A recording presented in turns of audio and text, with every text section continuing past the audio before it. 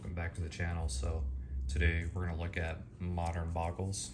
So let's kind of go through how the deck works and what you can play and all that. The deck is pretty cheap, so if you want to get into modern, maybe give this a try, but I'm not really too sure. I'll go through like the weaknesses too.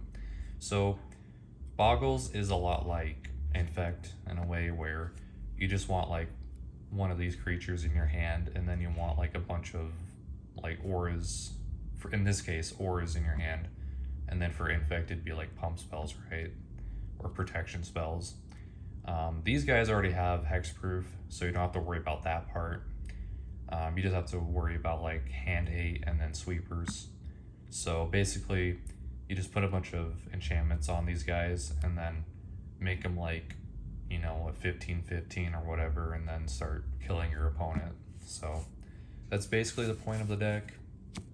The deck suffers from like the wrong half problem, where you get like all of your auras in your hand or all of your creatures in your hand, so it's like, it's kind of tough, but you'll just have to mulligan a lot probably. So, and there are other creatures you can run other than like those two, but like you really don't want to run too many, otherwise you're gonna have problems. So I was running Saran here as a 3-of. There's other options for this spot, but I was running him because you can just keep drawing cards when you keep casting your auras on your boggles. So ideally you want to go turn 1 this, and then turn 2 Saran, and then play all your auras the turn after, and then draw 3 cards, and then you just keep drawing into your enchantments. Speaking of enchantments, this is the best one in the deck. Armor, playset of that easy. So far this deck cost wise is like maybe $5 so far, so which is pretty good. Most modern decks at this point would be like 100 or so. But anyway, card's really good, gives your enchanted creature +1/+1 and first strike. And then I was playing around with Spirit Link. You don't have to run this, but I was just running it because the problem that I kept running into was like when I attack and then my opponent, you attack with your 1 creature, right? And then your opponent attacks you on the backswing, and then you take like, I don't know, 20 damage or whatever, and you might die. But to mitigate that, I started playing this to gain life back. I would definitely recommend running some sort of life gain aura. I'm not sure if there's any other ones that are better than that off the top of my head. Hyena Umbra.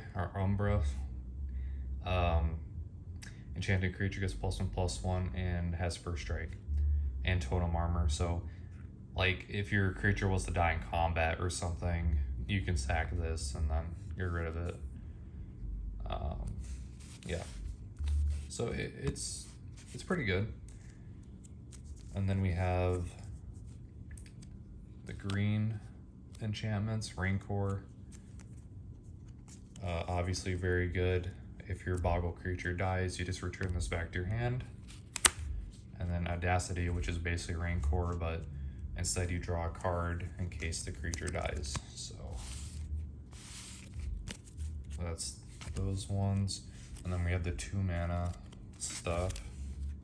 All that glitters is pretty much like armor, but it's a little worse. You don't get first strike, but it's still pretty good. You know, still I would say auto include in this deck. I'm just running rune here of the green and the green and like white runes here. You can run probably other options, but these I was running these because these cantrip, and also they give your creature like decent effects. So like this one gives them lifelink, and then this one gives them trample. So those aren't like required, but they're okay.